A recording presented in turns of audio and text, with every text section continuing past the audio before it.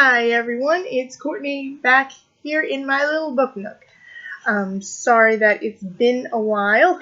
Around 4th of July, I went back home to Kentucky to spend some time with my mom, who was there visiting my aunt, and so I went back with them from Saturday after the 4th of July until last Wednesday when I came back.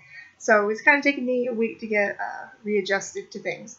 But I am back. A couple of things. When I was down there, I went to Half Price Books and to a couple of Goodwill stores with my mom and my aunt looking around for books. So I had like a major book haul. But since I'm talking about like my books by categories and stuff, some of the stuff that I got I haven't talked about yet. But in my haul, I did finally get my copy of Skeleton Crew by Stephen King. So I'm so happy about that because now I have all my favorite Stephen King books. But yeah, I got a major haul on books. So if you couldn't tell, I redid my bottom shelf in here because last time I talked about it, I had like the Castle series and 50 Shades of Grey and Twilight and stuff down here. Now I moved some of the romance books that I already talked about down to this shelf because most of the stuff that I got in my big giant haul while I was down there was I got a bunch of V.C. Andrews books. So I'm going to talk about those pretty soon, but yeah, I got a big haul of books. So I'll be talking about some of them later, but so I'm really excited about that. So I changed this shelf to my romance V.C. Andrews Danielle Steele thing. That's another thing. I finally found a copy of Changes by Danielle Steele at a thrift shop. So I now have my 5 favorite Danielle Steele books. So really excited about that too. So the last video I was talking about my romance books and how they started going into kind of like fantasy kind of situations and settings.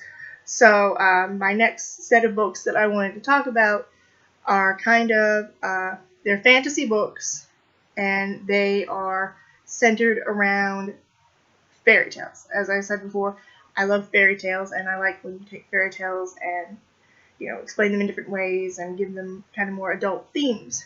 So I have here in front of my Stephen King books a couple of the fantasy fairy tale kind of books that I wanted to talk about. First, let's see, what would be the best one to talk about? I'll talk about these 4 books here. They are by author Jim C. Hines, and it's a quartet of books, and I just call it the Princess series, and I think that's what some people call it too. So it's 4 books, and the first one in the set of books is called the Stepsister Scheme. In this story, Danielle de Glace, she is Cinderella. She's, gotten married to her prince, whose name is Armand. So they're married. She's got her happily ever after, but it gets ripped away when her husband gets kidnapped by her stepsisters. And along the way to help her are Talia, who is Sleeping Beauty, and Snow, who is Snow White. So Talia is a lot different than most Sleeping Beauties. She's more of kind of like a warrior kind of princess. So and her tale was more adult than the version of Sleeping Beauty that everybody knows. She pricked her finger. She fell underneath a curse while she was underneath her sleeping curse. King came, had sex with her while she was asleep. She bore twin sons, and she woke up, and her family was killed while she was asleep by this king that came and raped her, and so she then turned the tables around on him and killed him and abandoned her two twin boys and left. And now she, she's a lot more, a lot more feisty, and so she works in this new kingdom, far, far away, and she kind of works as like a secret service kind of agent to like protect the prince, who is Danielle's husband, and to protect her. And Snow is gifted with magic, and instead of dwarves, these 7 dwarves are like different instances of magic. So, and when she uses magic, it kind of, affects her. It takes kind of like hit points on her, but she looks so young. But so they band together with Danielle to go after her stepsister Charlotte, and it's pretty cool. I guess a lot of ways I've seen it described is, I guess, Disney princesses meet Charlie's Angels, because they actually work for the Queen of the Kingdom, Queen Beatrice, Queen Bee, who is Armand's mother. So it's different. It's interesting. So don't forget, I ramble sometimes trying to go through, and so, and I don't want to give everything away because it's a really good series. So that's the first book, and then the next one is The Mermaids Madness, which kind of takes a turn on the Little Mermaid tale. So of course it goes through kind of the same thing as even like the original tale by Hans Christian Andersen. Mermaid falls in love with a human prince, and he falls in love with someone else, and it's not even as pretty as the Hans Christian Andersen one, where the Little Mermaid turns like into sea foam and stuff. So she kind of goes a little crazy, and she ends up attacking Queen Beatrice, and Snow, Talia, and Danielle have to travel down to the Mermaid Kingdom to try to find a way to help, Queen Bea, because she gets attacked by the Mermaid Princess there, and they try to find a cure for whatever poison she's been struck with. So, so it's very different.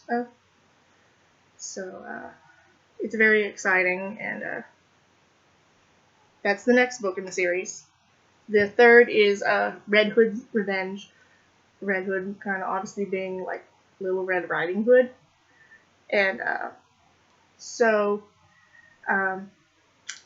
she is named Udette, and she's an assassin known as the Lady of the Red Hood, and she gets a job from a kingdom to go after Talia, and her main objective is to kill her, and she's hired actually by a pretty amazing source to kill her, but I won't tell you. Sorry, my bangs. I can see my bangs keep falling in my face. But so the Lady of the Red Hood is sent after Talia to kill her. And so when I found out who hired Red Hood to go after Talia, it's a kind of interesting and amazing. So I won't spoil that for you. But the last book in it is the Snow Queen's Shadow. Obviously, Snow Queen. So what happens is Snow White does a spell, and she breaks the magic mirror that once belonged to her, mother, because in the original Snow White fairy tale, it was Snow White's mom who went after, not her stepmother. So she ends up doing a spell and breaks her mother's magic mirror, which now belongs to her. And what was inside the mirror was a demon. So kind of like the Snow Queen fairy tale by Hans Christian Andersen, where a demon created a mirror, and when it broke, it went into pieces and got into people's eyes and turned them like cold and evil and stuff. So what happens is Snow breaks the mirror, the demon gets loose, and people around the kingdom, they end up getting glass from the broken mirror in their eye, and one of them is Danielle's husband, Armand. So what they have to do is Danielle and Talia have to go after Snow, who gets possessed by the demon from the mirror, and she wants to go back and take her revenge on things that happened, from her Snow White story. So, but Talia and Danielle go off to save their friend, and this is the last book in the series, and I think it's kind of the saddest one. If you read the series, you'll find out why. But so I like how we've taken Cinderella and Snow White and Sleeping Beauty and elements from Little Mermaid and the Snow Queen and Little Red Riding Hood, and kind of turned them on their heads, and made them more kind of action packed, and the stakes are higher, and it's a really good series, and it kind of reminds me of this movie that I saw somebody talk about. I think it was a review, or I actually watched it. I can't remember. It's been a long time.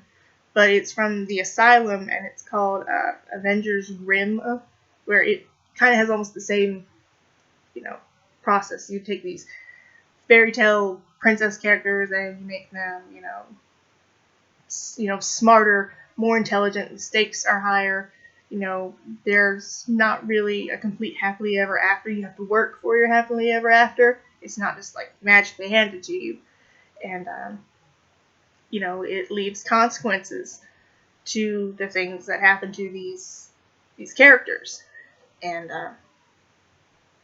so it's very interesting. You should probably check it out if you can find it. I found all of his copies in bookstores. I can't remember which one it was, but you can probably obviously find them online through Amazon. So, sorry, I'm not used to having bangs. Everybody tells me I should try to keep my bangs, down and to the side and not clip them back, but it's getting kind of on my nerves. So, let's see, how can I move these so I can talk about this series a little better?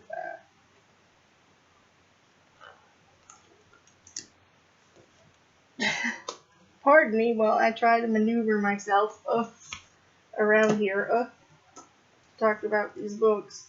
And if the video starts running long, I will talk about the others for another day. Next is a series of books by Dennis L. McKiernan.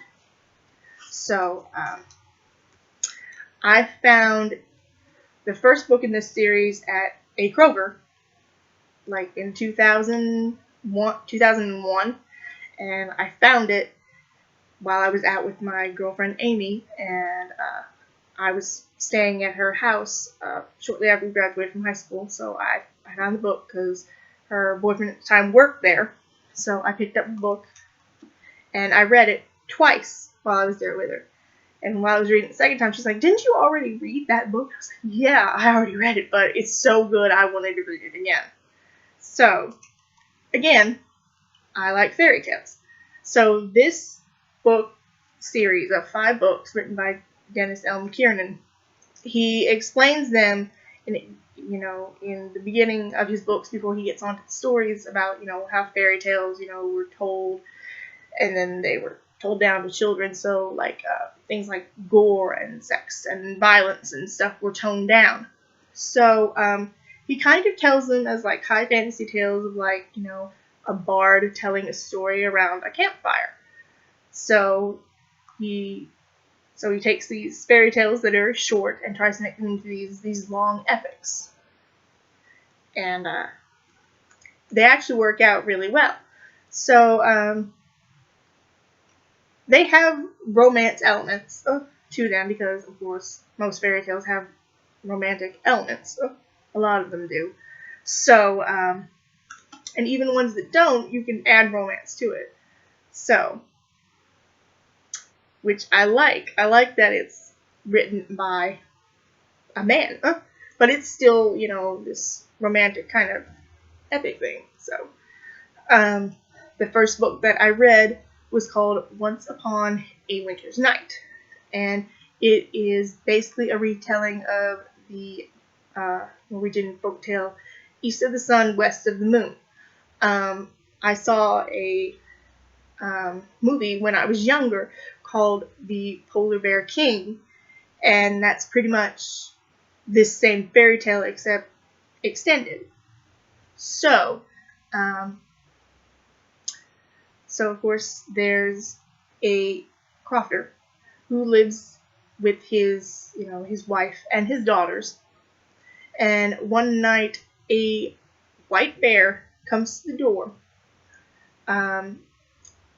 saying that the prince of the Summerwood in this kingdom called Fairy wants to marry his youngest daughter, Camille. So Camille goes with the bear, and they go through a journey before they reach the kingdom, and they also run into Alain's brother Borel and his pack of wolves, and Borel resides over the kingdom of the Winterwood, his brother over the Autumnwood, and they have sisters over the Springwood and the Autumnwood. So once Camille gets to Alain's kingdom of the Summerwood, and she goes to meet him, he has a mask on his face. And he says, "For reasons that I cannot tell you, I cannot show you my face." So they get to know each other, and Camille, begins to fall in love, with Alain, and of course he's already fallen in love with her because he says in his note that he's seen her, and he's heard her sing, and it's a magical kingdom, so even though he lives far away, it's a magic kingdom. But soon Camille begins to figure it out that he's under a spell, and when she goes home to visit her family and tells them about it, her mother says, well, next time you're alone, take this candle and see what he looks like, because perhaps he can't show you his face, but... So she does, and of course, bad things happen. Everybody in the castle is taken away, and Camille has to go on a journey to find her prince, and takes her through the kingdom of Fairy, and she meets all sorts of magical people and creatures, and even the fates themselves. So, like I said, I read this book in like 2 times during a weekend. So it's really good. And I love fairy tales. And of course, it reminds me of a movie that I watched when I was a child. So, so I have 3 of these books in hardback and 2 of them in paperback. The next one is Once Upon a Summer Day, and this focuses on Alain's brother, Borel, this time. And it follows a Sleeping Beauty sort of plotline. Borel ends up having this dream about this young woman in a tower surrounded by daggers, and he can't, see her face. Like, she has like a shadow over her eyes. He can't see her face, but she keeps, calling to him and asking him for help. And as it progresses, we learn that her name is Michelle. And so Borel sets off on a journey to go and find Michelle and save her from whatever sort of peril she is in. So, of course, Sleeping Beauty is one of my favorite fairy tales. So, as soon as I found out that there was a second book after Once Upon a Winter's Night, and it was going to be about a Sleeping Beauty kind of tale, I jumped at the chance. This is probably my second favorite book. So it's really good, and it takes a couple of elements from the first book and sort of repeats them, with mentions to past characters and connections. So I like how there's good continuity in each one of these books.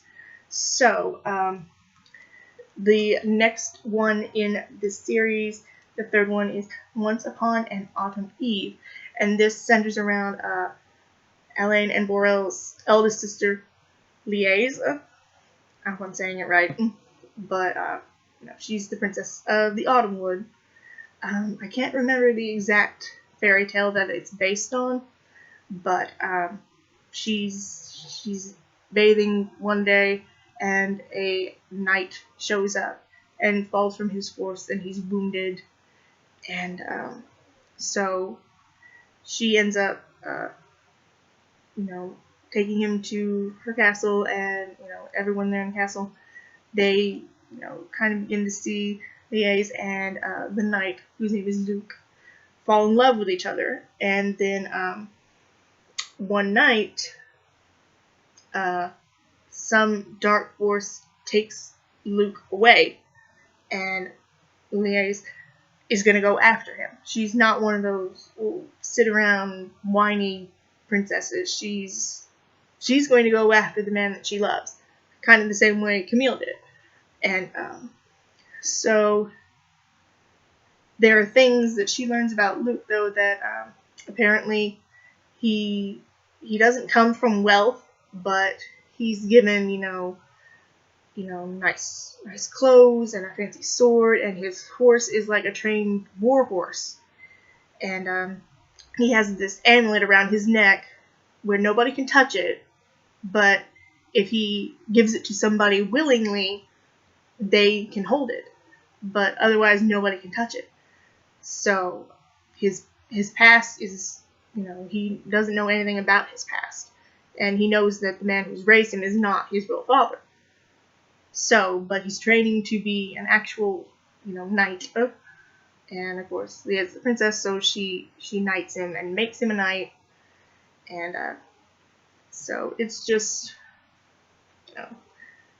kind of, these books always follow the same kind of pattern.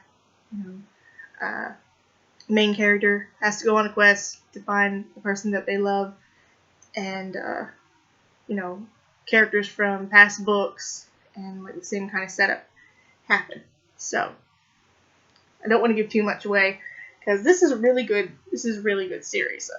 The next one is Once Upon a Spring Morn, and this centers around the last of the siblings. First was Alain, and then Borel, and then it's Liaise, and now it's Celeste. So the youngest princess who rules over the Springwood.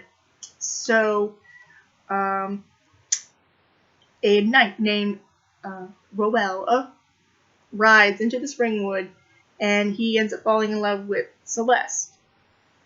But Roel is on a quest. He is off to save his sister. His sister was taken, and he's gone off on a quest to rescue her after his older brothers went before him and never came back. So Roel's quest to save his sister leads him into the Springwood. He and Celeste fall in love. This one's a little different because in the first 3 books, they have to go off and rescue someone that they love in, like, the lover sense. In this one, Celeste goes with her lover Roel to save his sister. So it's still something going after somebody you love to save them, but this time, Celeste gets to be with the man that she loves to go off and find his sister. And you soon find out that the man who took her is the Lord of the Changelings. So, again, repeating kind of elements. So, it's just, it's just refreshing to throw like different fairy tales, but the same kind of formula and patterns going on. This book uses also elements of like Greek mythology, Roman mythology, whichever way you want to think about it, because Greek and Roman myths are almost the same. Stuff like Hercules and Achilles and stuff like that. So it's really interesting. And so that's the 4th book, and the last one in the series is Once Upon a Dreadful Time. How do I explain without giving away spoilers from the other books? Okay, so basically all of the characters from the first 4 books, all the princes and princesses are with, their significant others, and they're having, of course, a happy time, but evil forces that were working in the past stories, finally come to a head, and so the evil force is going to take its revenge on all of these characters. And so I'll say that all the characters that were main characters in the first 4 books are now kind of put to the sidelines, and all the secondary characters are pushed to the forefront. So, but don't want to give too much away because, again, this is a really good series, and I got most of these books, from bookstores, and probably they're a little harder to find now because every time I go past the fantasy section, I don't see them very prominently, but I did order Once Upon a Summer's Day from Books A Million online because I couldn't find it in an actual bookstore. But this is a really good series, and again, I like that it's written by a man, and it does have the first 4 books have romance elements. The 5th one doesn't have time for romance. There's more at stake, so kind of takes away from that. I've had really long videos before, so I'm going to try to get these books out of the way. And, of course, some of them I haven't read in a while, and some of them I haven't read yet. But, next, I have these books by Mercedes Lackey, fantasy author. And I got into reading these books because, again, I like fairy tales. And so Mercedes Lackey takes fairy tales and other stories and, adds elements to them to make them longer and more epic. One that I have on my Kindle by Mercedes Lackey is The Black Swan. So it's the story of Swan Lake, but it's told from the point of view of Odile, the Black Swan, instead of, usually it's told from, the White Swan's point of view of Odette. But this is told from Odile's point, but it does focus on the other characters. So, I mostly got into Mercedes Lackey because I found books that she had written. The first one's not exactly from the same series, but it kind of like jump-started it. And it's called The Fire Rose, and it's a Beauty and the Beast tale. So, a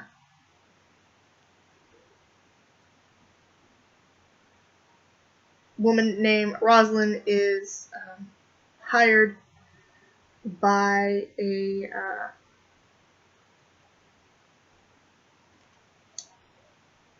man, and it takes place in San Francisco, and so of course it's a Beauty and the Beast tale. So it's been a long time since I read this one, because it was the first one that I got.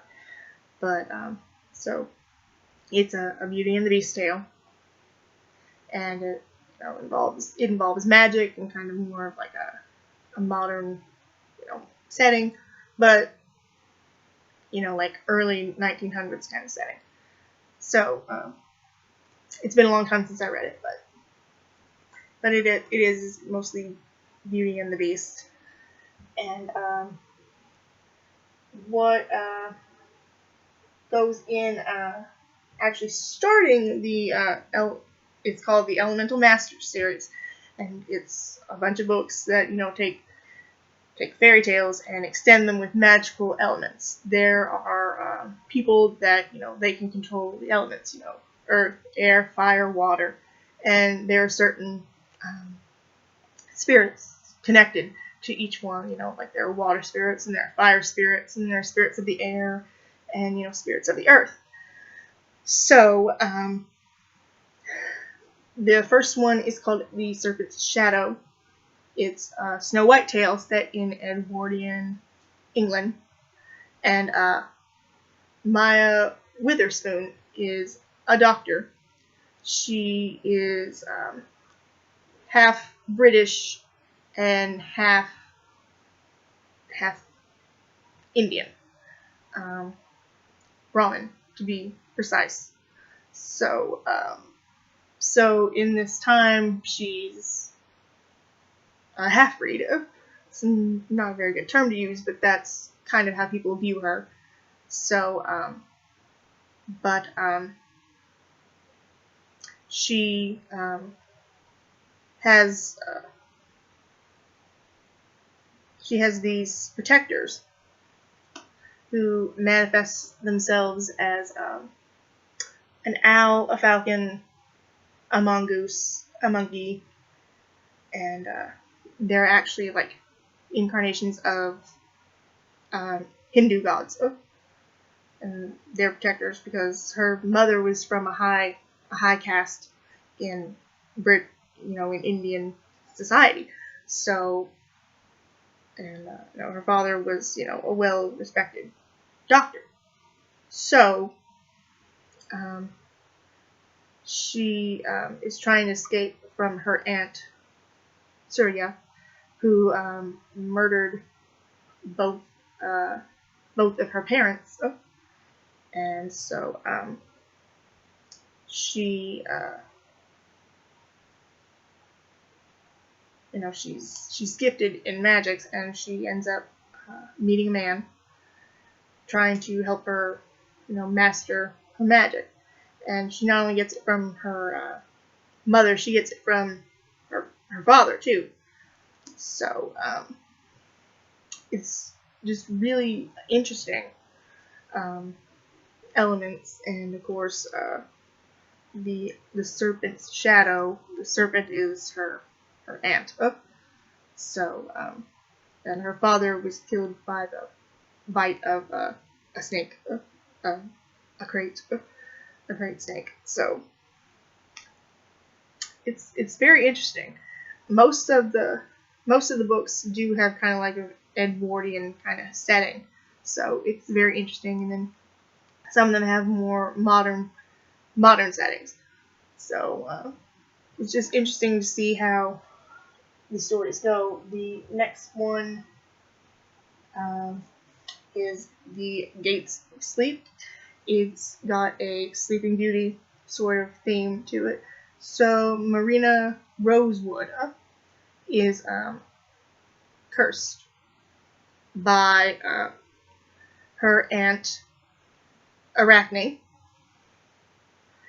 and of course a Sleeping Beauty kind of curse. So she ends up being taken in by friends of her parents. This is in Victorian England, and they try to protect her. And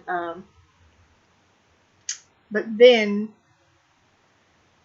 it's learned that her birth parents, have died, and because they died, she has to go stay with her aunt Arachne. But she doesn't.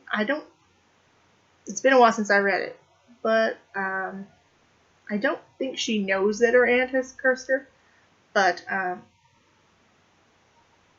so she gets taken in by her aunt, and she has to stay with her aunt and her cousin Reggie. And she ends up meeting a doctor named Andrew Pike, and it ends up throwing these characters together, and it's kind of interesting how it does this twist once the curse part happens. Just like there was an interesting twist with the Snow White kind of story that was going on in the Serpent Shadow, and for the Elemental Masters, I believe in the last book, I think Maya was an Earth Master. In this one, Marina is a Water Master, so she can control water. So again, it's interesting. I like it. It's, of course, it's been a while since I read it, and plus I don't want to give too much away. So, because you still can find a lot of these Elemental Masters novels in bookstores. And I don't have all of them. I've kind of selected the ones of the fairy tales that I really like. And I might go back eventually and get some more of the fairy tales, because they have one that's like the Snow Queen, except I think it's in Edwardian England, and they have a story about Puss in Boots, the Tin Fast soldier.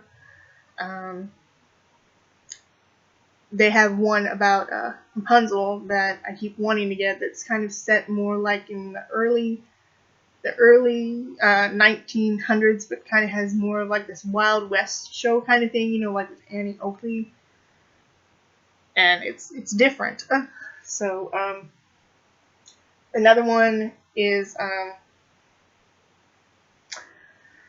Phoenix and Ashes. It's a Cinderella story, and so Eleanor is the Cinderella, and this is during the Great War. So I am assuming this is the First World War. So so her father goes off to fight, and she's left to stay with her stepmother Allison, and so Allison is an Elemental Master of the Earth, but she takes it to a darker place. And so I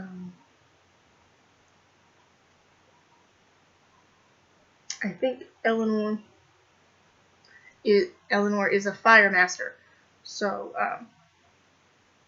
so I think her aunt's kind of been like hindering that a little bit. And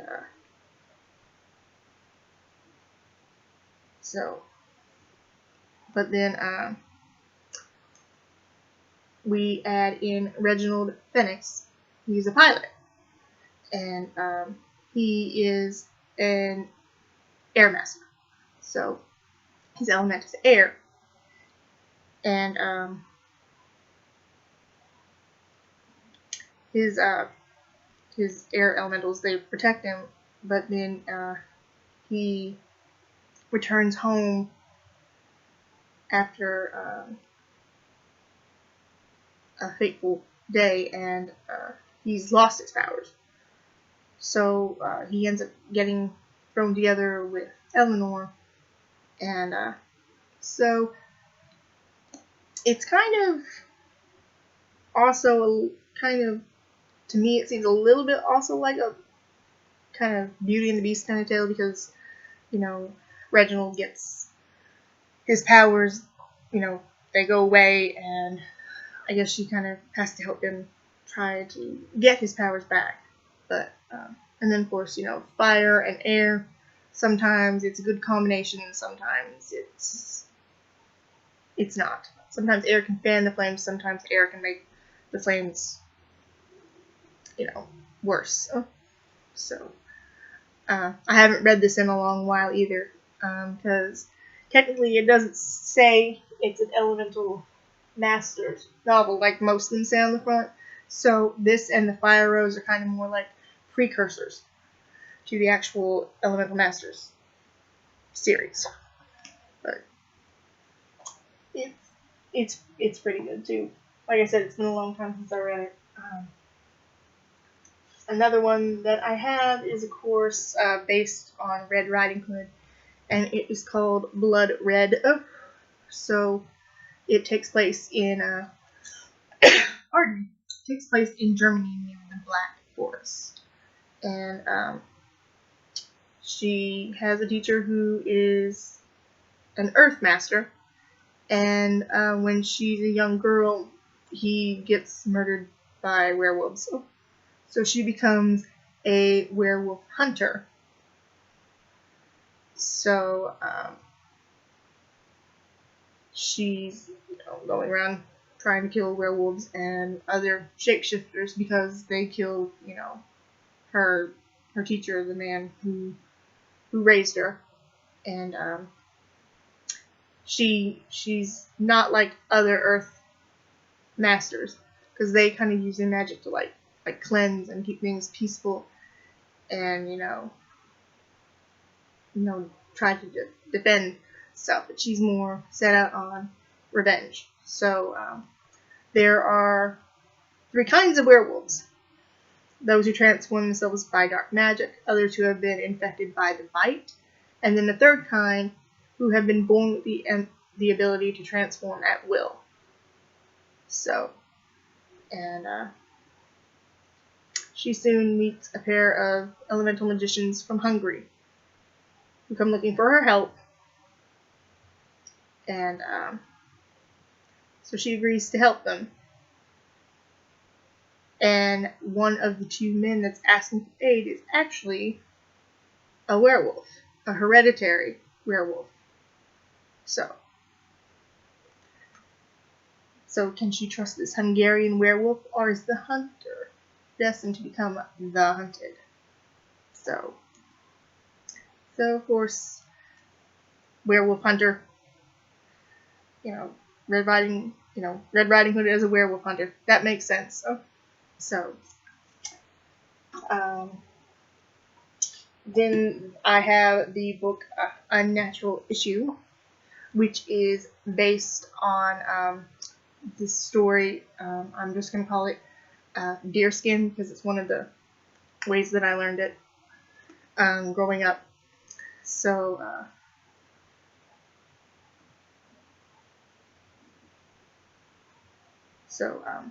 Suzanne Whitestone is the daughter of Richard Whitestone, and he kind of neglects his daughter because when Suzanne was born, her birth ended up killing her mother, his wife, who he loves, so he kind of resents his daughter, and so she learns how to do earth magic. So when she turns 21, it becomes apparent that Suzanne looks like her, deceased mother, and so that kind of drives her father a little crazy. And if you know the story of Deerskin, or the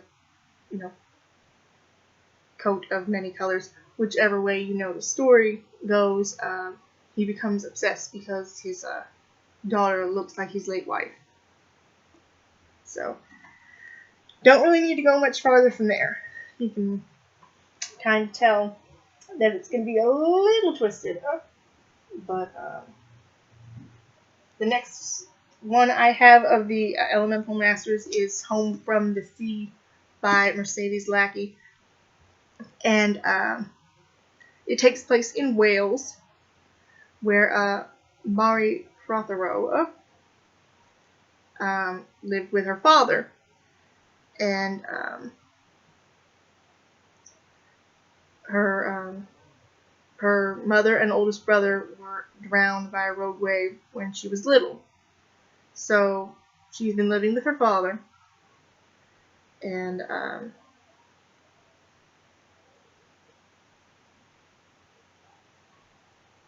one day, Mari sees things out in the water. And she learns that her mother and brother weren't really dead. They are shapeshifters. So, yeah, they're half human and half seal. So, and if you've ever seen, like, the movie The Secret of Ronin-ish, that's pretty much kind of how the story goes. So, that means that Mari is also, half human and half seal. So, she has, protectors. And she's, of course, a water master.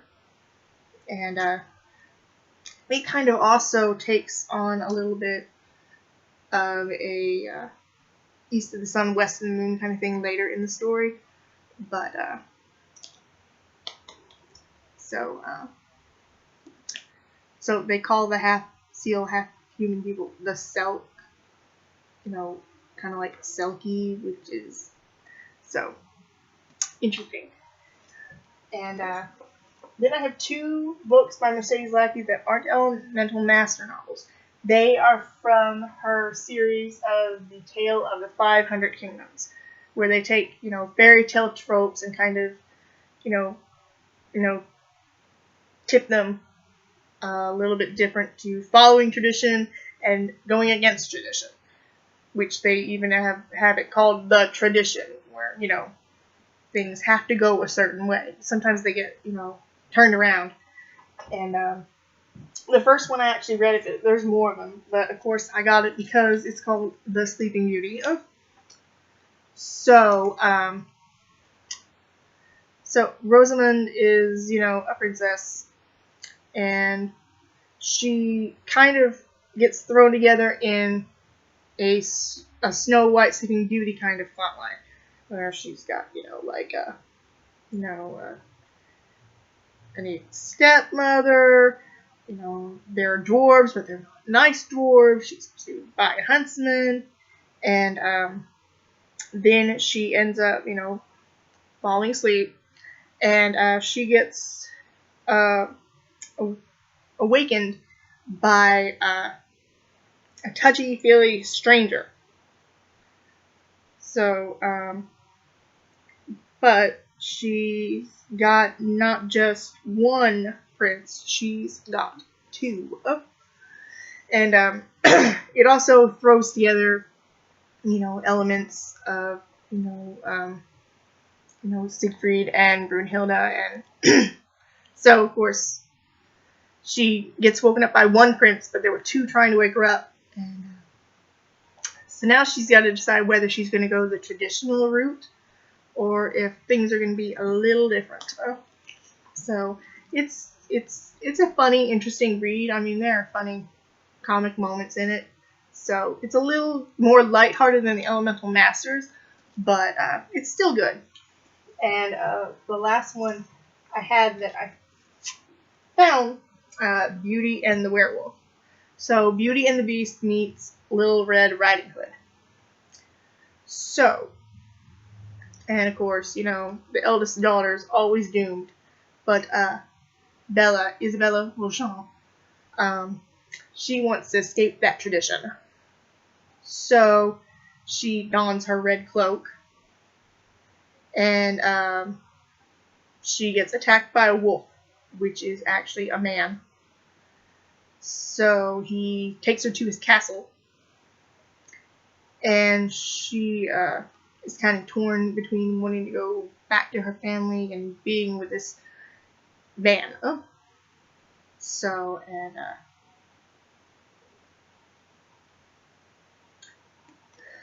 so like Little Red Riding Hood and Beauty and the Beast thrown together. So it's interesting. So, like I said, I don't like to go into too much detail because I want you to read these things for yourself. Just like when I do like book reviews on my blog or something, or movie reviews on my blog. I don't want to tell you everything. And some of these I haven't read in a long while, and some I have yet to read. So, sorry, my bangs is like bothering me. So, so that is what I'm gonna call like my fantasy romance collection. I have more stuff that's kind of like that, but the books by Dennis L. McKiernan, Mercedes Lackey, and Jim C. Hines all kind of fit into the same groove of, fairy tales extended to be more action-packed and epic and romantic, and so